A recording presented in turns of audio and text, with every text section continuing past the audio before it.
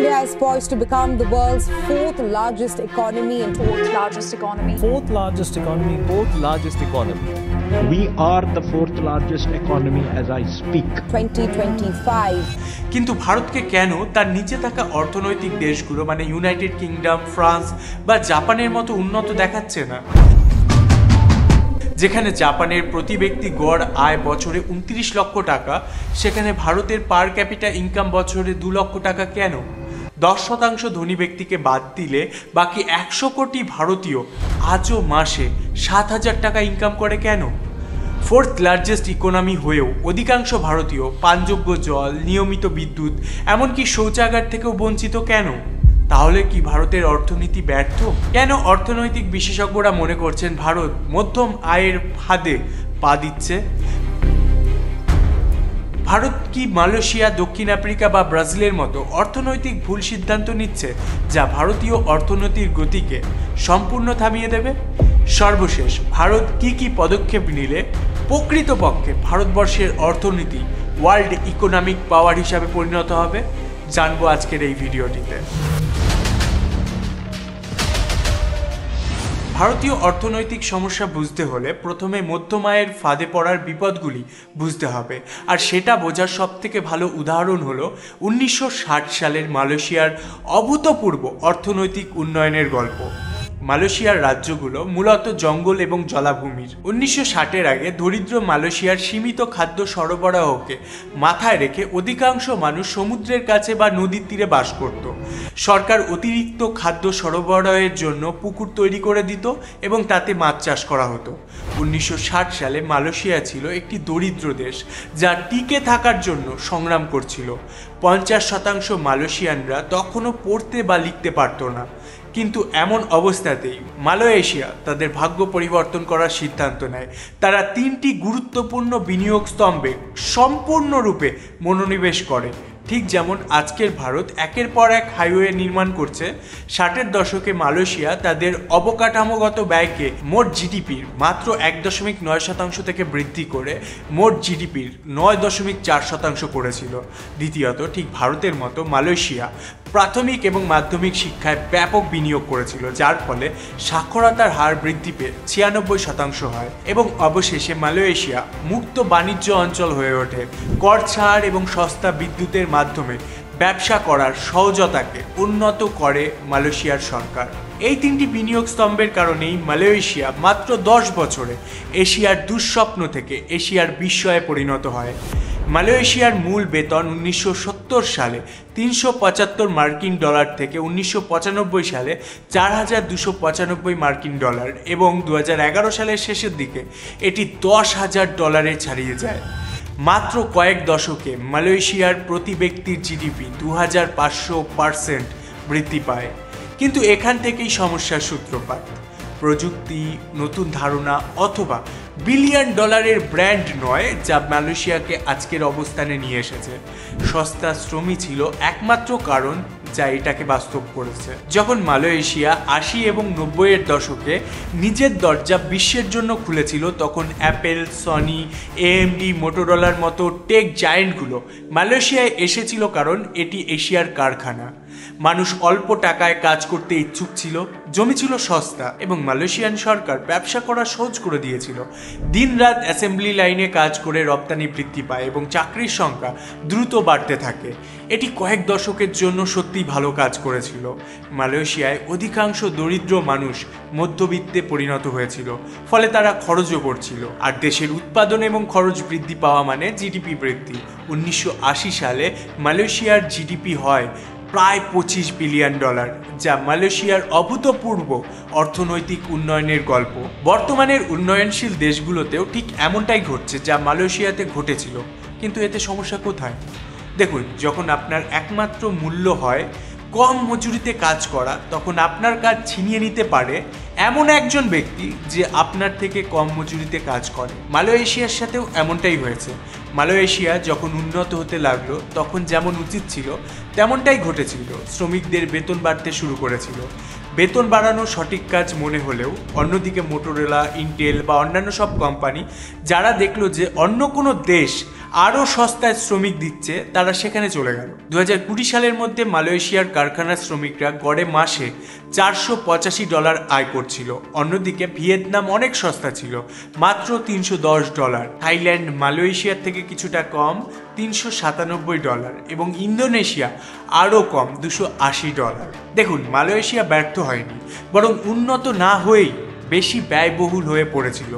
মানে যে অবকাঠামো এবং সস্তার শ্রমিকের উপর নির্ভর করে মালয়েশিয়া নিজের দেশে বড় বড় কোম্পানিগুলোকে আকৃষ্ট করেছিল, কয়েক দশক পর ওই একই অবকাঠামোর উপরেই কোম্পানিগুলোকে শ্রমিকদের বেতন বাড়াতে হচ্ছিল। সহজ কথায়, কোম্পানিগুলোর ব্যবসা করার খরচ বাড়ছিল। তাই স্বাভাবিক ছিল কোম্পানিগুলো নিজের প্রফিটকে মাথায় রেখে সস্তার দেশগুলিতে চলে যাবে। শেষ অবধি এগুলি কোম্পানি, কোনো স্বেচ্ছাসেবী সংস্থা নয়, যার ফলে মালয়েশিয়া এক বড় ফাঁদে পড়ে যায়। 2010 সাল পর্যন্ত মালয়েশিয়া জায়ান্ট কোম্পানিগুলির জন্য অ্যাসেম্বলির কাজ করছিল, কিন্তু তারা নিজে থেকে কিছু তৈরি করছিল না। জায়ান্ট কোম্পানিগুলোকে আরও বড় বানাচ্ছিল, কিন্তু তারা নিজেদের বড় বড় কোম্পানি তৈরি করতে পারেনি। তারা কঠোর পরিশ্রম করেছিল, কিন্তু তারা এগোতে পারেনি। ভালো আয় করে বাবা মায়েরা ছেলে মেয়েদেরকে স্কুলে পাঠালেও তাতে কোনো নতুন আইডিয়া আসেনি। ফলে সমাজে অসংখ্য স্নাতক ডিগ্রিধারী তৈরি হয়েছিল ঠিকই, কিন্তু কাজের সুযোগ বাড়েনি। তাই শেষ পর্যন্ত যখন কারখানা বন্ধ হয়ে গেল, তখন মালয়েশিয়ার অর্থনীতিকে এগিয়ে নিয়ে যাওয়ার জন্য নতুন কোনো ইঞ্জিন ছিল না। ফলশ্রুতিতে প্রথম প্রজন্ম কাজ করলেও দ্বিতীয় প্রজন্ম বেকার ছিল।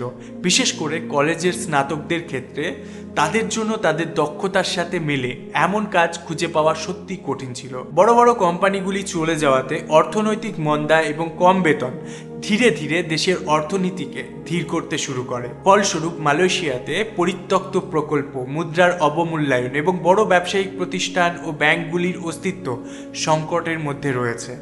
এছাড়াও বিশ্বজুড়ে বিনিয়োগকারীরা মালয়েশিয়া এবং উন্নয়নশীল বাজার থেকে তাদের অর্থ প্রত্যাহার করছে। 2023 সালে 36%-রও বেশি মালয়েশিয়ান কলেজ স্নাতক বেকার ছিল। আপনি কি বুঝতে পারছেন এর অর্থ কি? ইঞ্জিনিয়াররা তাদের কাজের অংশ হিসাবে গ্রাহকদের সাহায্য করছিল, ডিগ্রিধারীরা খাবারের অর্ডার নিয়ে আসছিল, আর 4 বছরের কলেজের পরে গ্র্যাজুয়েটদের মানুষের কাছে স্প্যাম কল করে বিমা বিক্রি করতে বলা হচ্ছিল। এটাই মালয়েশিয়ার গল্প। ভারতের সাথে মিল পাচ্ছেন নিশ্চয়ই। এবার এই গ্রাফটি দেখুন। এটি দেখায় যে গত 50 বছরে দক্ষিণ কোরিয়া, পোল্যান্ড এবং চিলি কিভাবে বৃদ্ধি পেয়েছে। আপনি দেখতে পাচ্ছেন যে এই তিনটি দেশই শুরুতে দরিদ্র ছিল, কিন্তু তারপর কি হয় দেখুন। কোরিয়া কেমন করে এগিয়ে যায় এবং ধনীতর হয়, এবং তারা $30,000 ছাড়িয়ে যায়। অন্য সব দেশ $15,000 কাছাকাছি থেমে যায়। কেন? কারণ কোরিয়া বাদে বাকি সকল দেশ মালয়েশিয়ার অভূতপূর্ব অর্থনৈতিক উন্নয়নের গল্প সম্পর্কে ভুলে গিয়েছিল। তাই ভারতবর্ষকেও মালয়েশিয়ার মতো মধ্যম আয়ের ফাঁদে পড়লে চলবে না, বরং দক্ষিণ কোরিয়ার অর্থনৈতিক মডেলকে আপন করতে হবে। কারণ দক্ষিণ কোরিয়া একটি প্রকৃত অর্থনৈতিক আলৌকিক ঘটনা। তবে দক্ষিণ কোরিয়ার ইকোনমিক মডেল সম্পর্কে জানবার আগে আপনাদের জন্য কিছু কথা। আমরা যেমন মালয়েশিয়ার ক্ষেত্রে দেখছি, বিশ্বের মধ্যম আয়ের অর্থনীতিও আর্থিক চাপ থেকে মুক্ত নয়। ঋণ, জনসংখ্যা বা মুদ্রাস্ফীতির কারণে যখন সরকারি ব্যবস্থা চাপের মধ্যে থাকে, তখন প্রায়শই দৈনন্দিন মানুষের ওপর সব থেকে বড় চাপ সৃষ্টি হয়। আমরা বিশ্ব অর্থনীতি বা সরকারি নীতিগুলো নিয়ন্ত্রণ করতে পারি না, তবে আমরা কিভাবে আমাদের প্রিয়জনদের রক্ষা করি তা নিয়ন্ত্রণ করতে পারি। কারণ জীবন অপ্রত্যাশিত, আপনি কখনোই জানেন না এরপর কি ঘটবে। সুতরাং মেয়াদি বীমার সঙ্গে একটি ব্যাকআপ পরিকল্পনা করুন। মেয়াদি বীমা হলো জীবন বীমার একটি বিশ্বস্ত রূপ, যা আপনার অনুপস্থিতিতে আপনার পরিবারকে আর্থিকভাবে সহায়তা করে, যাতে আপনার বাচ্চাদের শিক্ষা, ঋণ এবং অন্যান্য গুরুত্বপূর্ণ বিষয়গুলি বাধাগ্রস্ত না হয়। বিশ্ব যতই অনিশ্চিত হয়ে পড়ুক না কেন, একটি বিষয় নিশ্চিত থাকা উচিত: আপনার পরিবারের নিরাপত্তা।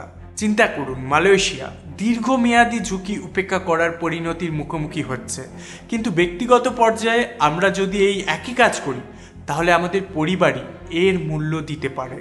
মেয়াদি বীমা আজকের একটি ছোট্ট পদক্ষেপ, যা আগামীকাল একটি বিশাল পার্থক্য আনতে পারে। মেয়াদি বীমা সম্পর্কে সবথেকে আকর্ষণীয় বিষয় হলো, যদি আপনি অল্প বয়সে বীমা করেন, তাহলে আপনার পুরো পলিসির মেয়াদের জন্য কম প্রিমিয়াম দিতে হবে। এর অর্থ হলো সাশ্রয়ী এবং নির্দিষ্ট মূল্যে আপনার পরিবারের জন্য দীর্ঘমেয়াদী সুরক্ষা, মেয়াদী পরিকল্পনাগুলো খুব সাশ্রয়ী, এগুলি প্রতি মাসে 699 টাকা থেকে শুরু হয়। এই সামান্য পরিমাণ অর্থ প্রদানের মাধ্যমে আপনি আপনার প্রিয়জনের কোটি কোটি টাকা পর্যন্ত কভারেজ প্রদান করতে পারবেন। আপনার অনুপস্থিতিতেও আপনার প্রিয়জনের যত্ন নেওয়া হবে তা জানার সাথে সাথে যে মানসিক শান্তি আসে তা কল্পনা করুন। সংকটের জন্য অপেক্ষা করবেন না এবং আপনার পরিবারের ভবিষ্যতের সঙ্গে আপোষও করবেন না। ভিডিও ডিসক্রিপশানে একটি লিঙ্ক রেখেছি যেখানে আপনি সমস্ত ট্রাস্টেড পার্টনারদের তুলনা করতে পারবেন এবং 15% পর্যন্ত ছাড় পেতে পারবেন। আমাদের জন্য, মধ্যবিত্তদের জন্য এই ছোট্ট পদক্ষেপটি আপনার পরিবারের ভবিষ্যৎকে সুরক্ষিত করতে পারে। আজই ট্রাম্প প্ল্যানটি পান ডেসক্রিপশানের লিঙ্কে। 1960-এর দশকে দক্ষিণ কোরিয়া ছিল বিশ্বের অন্যতম দরিদ্র দেশ, মালয়েশিয়ার চেয়েও বেশি দরিদ্র। এটি ছিল একটি নিপীড়িত, দরিদ্র এবং মরিয়া দেশ, খুবই গরিব দেশ। এই দেশের কোনো ভবিষ্যৎ ছিল না, কারণ এর জমি যুদ্ধে ধ্বংস হয়ে যায় এবং তাদের কাছে সবথেকে মৌলিক সম্পদও অবশিষ্ট ছিল না। সর্বত্র অনেক অনাথ এবং ভিক্ষুক ছিল। কোরিয়ার যুদ্ধের পর দক্ষিণ কোরিয়াকে বেঁচে থাকার জন্য এবং দেশটিকে পুনর্নির্মাণ করার জন্য অন্যান্য দেশের সাহায্যের উপর নির্ভর করতে হয়েছিল। কিন্তু 60-এর দশকে সেই দক্ষিণ কোরিয়া আজকের অবস্থাতে কি করে আসলো জানেন? তাদের দৃষ্টিভঙ্গির কারণে। তাদের একটি প্রজন্মগত দৃষ্টিভঙ্গি ছিল। প্রথম প্রজন্ম কাজ করবে, পরের প্রজন্ম পড়াশোনা করবে এবং তৃতীয় প্রজন্ম উদ্ভাবন করবে। এভাবেই দক্ষিণ কোরিয়ার মাথাপিছু জিডিপি বাড়তে শুরু করে। একটু বুঝিয়ে বলছি, দক্ষিণ কোরিয়ার প্রথম প্রজন্ম ছিল শ্রমিক। তারা ইস্পাত কারখানা, শিপিং ওয়ার্ড এবং বস্ত্র কারখানায় কাজ করতেন। দীর্ঘ সময় ধরে প্রচুর কাজ এবং সামান্য বেতন, কিন্তু তারা এমন কিছু তৈরি করতেন যা বিক্রি করা যেত। আর এই রপ্তানি দক্ষিণ কোরিয়ার অর্থনীতিতে অন্যান্য দেশ থেকে বিদেশি মুদ্রা নিয়ে আসে। এই প্রথম ধাপে 1970 সালে প্রতি ব্যক্তি জিডিপি $280 থেকে 1980 সালে $1715 পৌঁছায়। এরপর আসে দ্বিতীয় প্রজন্ম, স্নাতক প্রজন্ম। কারখানার চাকরিগুলো বাচ্চাদের স্কুলে পাঠানোর জন্য যথেষ্ট বেতন দেয়।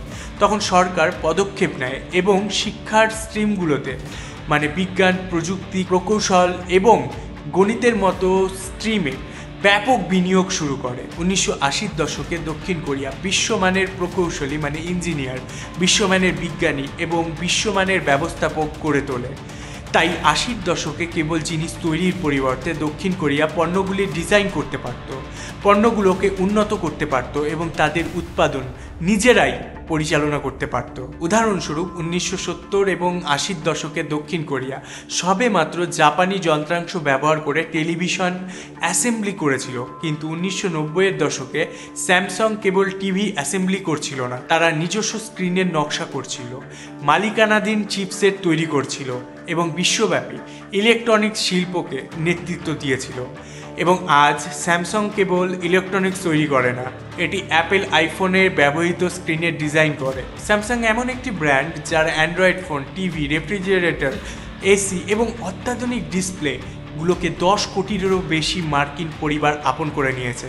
বর্তমানে স্যামসাং বিশ্বের সবথেকে বড় কোম্পানি এবং অন্য সব বড় কোম্পানিকে চিপস এবং ডিসপ্লে পেতে তাদের কাছে মাথা নত করতে হয়।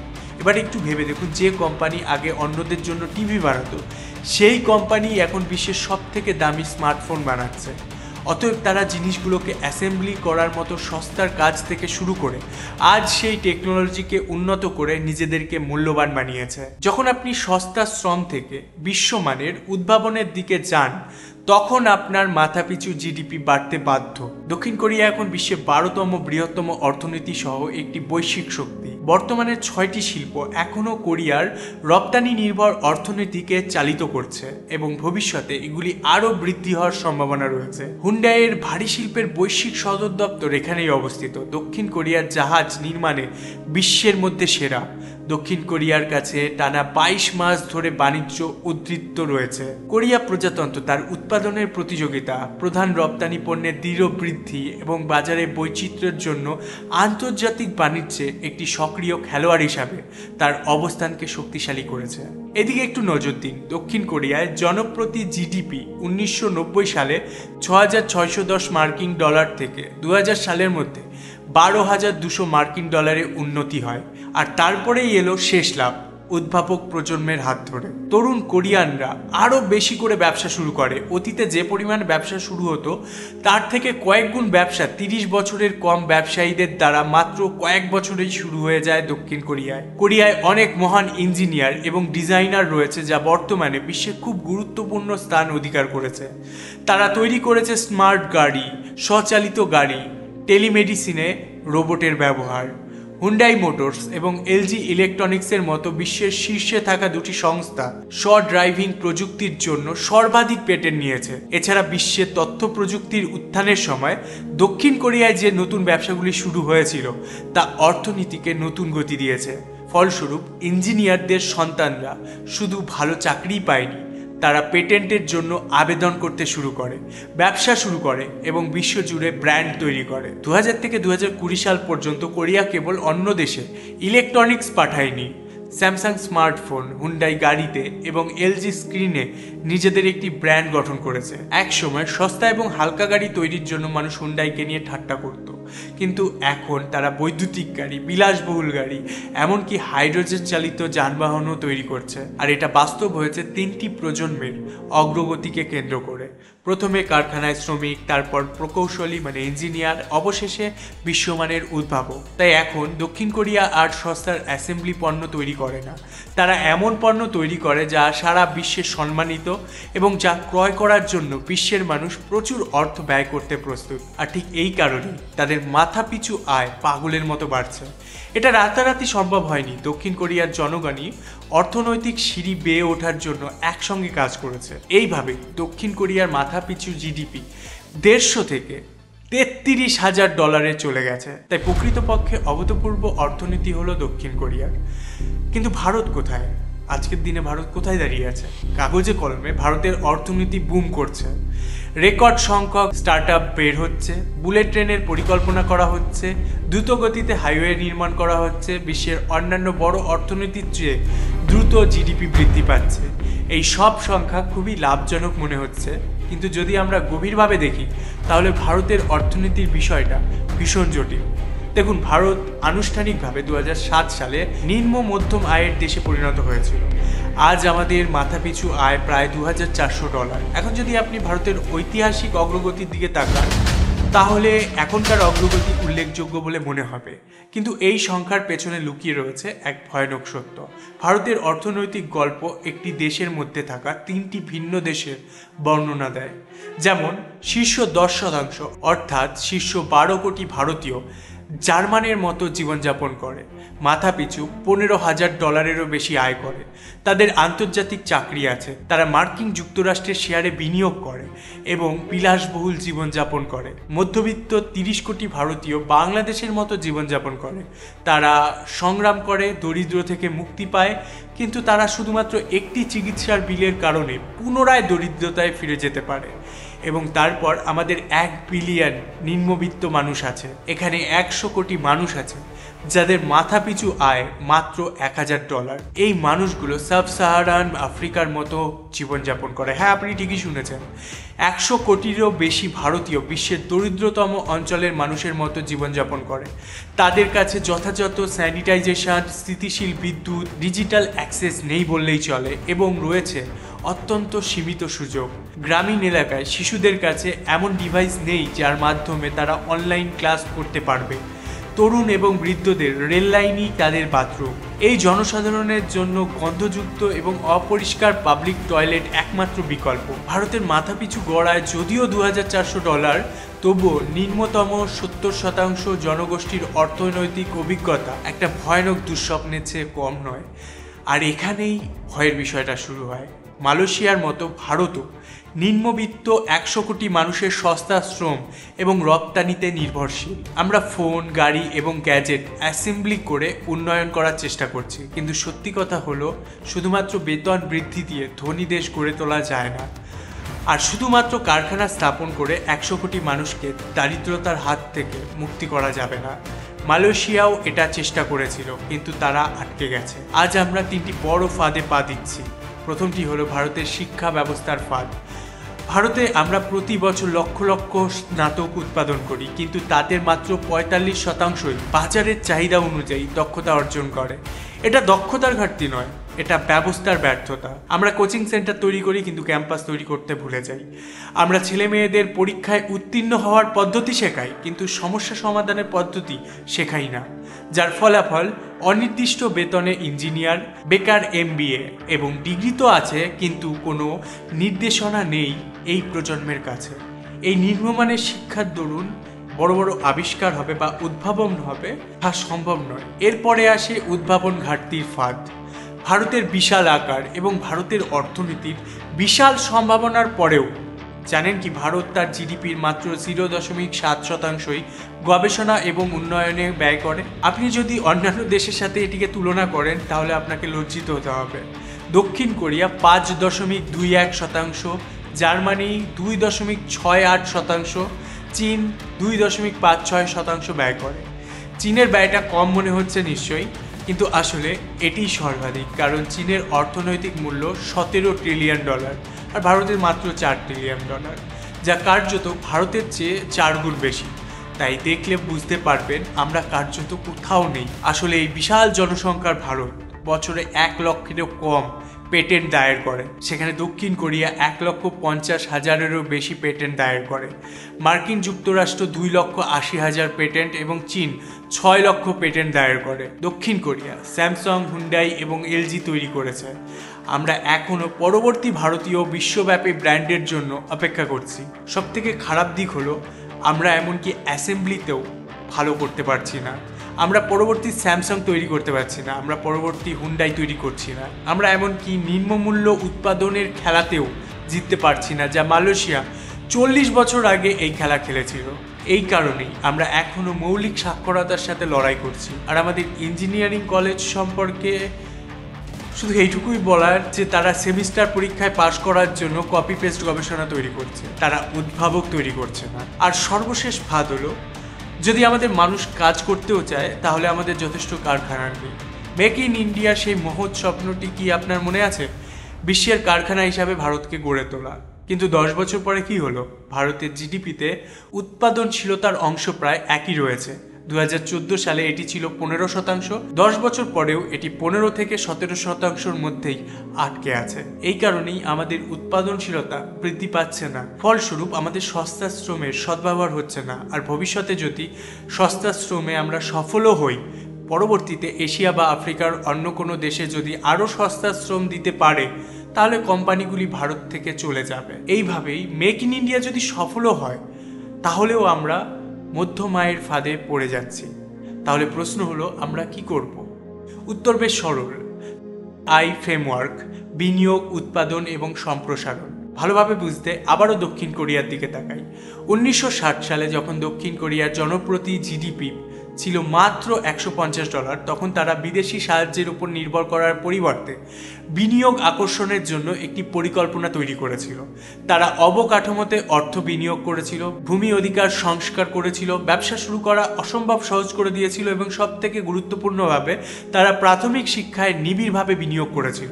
এতে কারখানা আকৃষ্ট হয়েছিল, কারখানা কর্মসংস্থান তৈরি করেছিল, কর্মসংস্থান আয় তৈরি করেছিল, আর সেই আয় লক্ষ লক্ষ মানুষকে দারিদ্র থেকে মুক্তি দিয়েছিল। দারিদ্রতা দূর করে সব কাজ শেষ হয়ে যায় না, এখানে আংশিক সফলতা, পুরোপুরি নয়। মালয়েশিয়াও এই প্রথম পর্যায়ে সফল হয়েছিল, আর এখানেই অধিকাংশ দেশ থেমে যায়। কিন্তু এখানেই কোরিয়া এমন কিছু জানতো যা অন্যরা জানতো না। কোরিয়া জানতো যে শুধুমাত্র বিনিয়োগের মাধ্যমে তারা ধনী হতে পারবে না।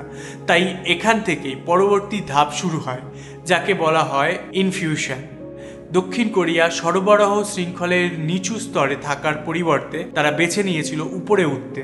এজন্য তারা প্রযুক্তি আমদানি করেছিল। স্যামসাং, সনি এবং NCEর মতো জাপানি জায়ান্টদের কাছ থেকে ডিজিটাল লাইসেন্স নিতে শুরু করে। তারা পণ্যের রিভার্স ইঞ্জিনিয়ার করে একই পণ্য দেশীয় ক্ষমতায় গড়ে তোলে এবং উন্নত সংস্করণ তৈরি করে। আর স্যামসাং যখন এটা করছিল তখন কোরিয়ার সরকার তাদের সমর্থন দিয়েছিল। সরকার প্রথমে গুরুত্বপূর্ণ ভূমিকা পালন করেছিল, যেখানে তারা গ্রহণযোগ্য সাবসিডি চালু করেছিল, অর্থাৎ তারা প্রযুক্তি অনুকরণের জন্য মানে কপি পেস্ট করার জন্য কোম্পানিগুলোকে পুরস্কার দিয়েছিল। এদিকে মালয়েশিয়া আমদানি করা যন্ত্রাংশগুলোকে শুধুমাত্র অ্যাসেম্বলি করছিল, কিন্তু কোরিয়া এগুলোকে কপি পেস্ট করছিল, তারপর নিজস্ব বিশ্ব ব্র্যান্ড তৈরি করে। কিন্তু এতেও একটি সীমাবদ্ধতা ছিল, কারণ একটা সময় অবধি কপি পেস্ট করা সম্ভব। বিশ্ব ব্র্যান্ড হতে গেলে নিজেদেরকেও আবিষ্কার করতে হয়, মানে উদ্ভাবন করতে হয়। আর এখানেই তৃতীয় পর্যায়ে আসে, যা ছিল উদ্ভাবনের পর্যায়ে। এটাকে বলা হয় চূড়ান্ত লাভ। 1980 থেকে 90-এর দশকে কোরিয়া প্রযুক্তি গ্রহণের জন্য সাবসিডি বন্ধ করে দেয় এবং গবেষণা এবং উন্নয়নে মানে R&Dতে ব্যাপক অর্থায়ন শুরু করে। তারা কোম্পানিগুলোকে কপি পেস্ট করার জন্য নয়, বরং আবিষ্কারের জন্য অর্থ দিয়েছিল এবং ফলাফল ছিল অত্যন্ত চমৎকার। 1980 সালে কোরিয়া মাত্র জিডিপির 0.5% R&Dতে ব্যয় করেছিল, কিন্তু 1990 সালে এটি 3 গুণ বেড়ে 1.6% হয়েছিল। আর আজ তারা এটিকে 3 গুণ করে 4.8% জিডিপিতে পৌঁছে দিয়েছে। এর ফলাফল বেসরকারি খাতের গবেষণা এবং উন্নয়নে অভূতপূর্ব বৃদ্ধি পেয়েছে, যা 1 দশকে 26 গুণ বেড়েছে। কিন্তু এখানে আরও একটি গুরুত্বপূর্ণ বিষয় আছে। শুধুমাত্র গবেষণা এবং উন্নয়নে অর্থ ব্যয় করলেই আবিষ্কার সম্ভব হয় না, কারণ উদ্ভাবন শুধু অর্থের ব্যয়ই নয়, এটি মেধাবী মস্তিষ্কের সমন্বয়ে সৃষ্টি হয়। তাই উদ্ভাবনের জন্য উদ্ভাবকেরও প্রয়োজন। এই সমস্যার সমাধানের জন্য কোরিয়া কী করেছিল? তারা উচ্চশিক্ষায় ব্যয় বৃদ্ধি করে। তারা হাজার হাজার প্রকৌশলী, বিজ্ঞানী এবং ব্যবস্থাপককে প্রশিক্ষণ দিয়েছে, যার ফলাফল ছিল বিপ্লবী। স্যামসাং নুডলস বিক্রি থেকে ওলেড স্ক্রিন আবিষ্কারে এসেছে। হুন্ডাই পার্টস অ্যাসেম্বলি থেকে শুরু করে পুরো গাড়ি নির্মাণ শুরু করেছে। এলজি সস্তা যন্ত্রপাতি নির্মাণ থেকে ভবিষ্যতের ব্যাটারি এবং ডিসপ্লে তৈরি করতে শুরু করেছে। এখন আপনি হয়তো ভাবছেন ভারতেও তো আবিষ্কার হচ্ছে। হ্যাঁ, হচ্ছে। কয়েকটি বিশাল সংস্থাই অবশ্যই ভারতে উদ্ভাবন করছে, কিন্তু ভারতে উদ্ভাবন হওয়াটা ব্যতিক্রম, মানে হয়েছে বিরাট বড় ব্যাপার। কিন্তু দক্ষিণ কোরিয়ার কাছে এটা একটি ব্যবস্থা। আমি সংখ্যার মাধ্যমে এটি প্রমাণ করছি। 2023 সালে দক্ষিণ কোরিয়া বিশ্বব্যাপী 1,56,972-টির বেশি পেটেন্ট দাখিল করে। ভারত মাত্র 82,811-টির বেশি পেটেন্ট দাখিল করেছে। ভারতের চেয়ে 100 গুণ কম জনসংখ্যা বিশিষ্ট এই দেশ গবেষণা এবং উন্নয়নে বেশি ব্যয় করে এবং ভারতের চেয়ে বেশি পেটেন্ট দাখিল করছে। তাই হ্যাঁ, ভারতের অর্থনীতি বুম করলেও আসলে এটা কোনো চমৎকার গল্প নয়। তবে এটাকে চমৎকার করার মতো লক্ষণ আমাদের কাছে আছে। তবে সেটা সম্ভব হবে যদি এই মুহূর্ত থেকেই 144 কোটি ভারতীয় জাতি, ধর্ম, বর্ণের ভেদাভেদকে ভুলে একসাথে প্রজন্মগত একটি বড় লক্ষ্য তৈরি করে এগোতে পারে। আপনি কি মনে করেন? ওয়ার্ল্ড ব্যাংকের রিপোর্টকে অনুসরণ করে এই ভিডিওটি বানানো হয়েছে। আপনি যদি আরও গভীরভাবে এই বিষয়টিকে বুঝতে চান, তাহলে ভিডিও ডিসক্রিপশানে লিঙ্ক রয়েছে, অবশ্যই চেক করুন। সর্বশেষে ভিডিওটি দেখার জন্য ধন্যবাদ। খুশিতে থাকুন, সুস্থ থাকুন। ভিডিও ডিসক্রিপশানে একটি লিঙ্ক রেখেছি, যেখানে আপনি সমস্ত ট্রাস্টেড পার্টনারদের তুলনা করতে পারবেন এবং 15% পর্যন্ত ছাড় পেতে পারবেন।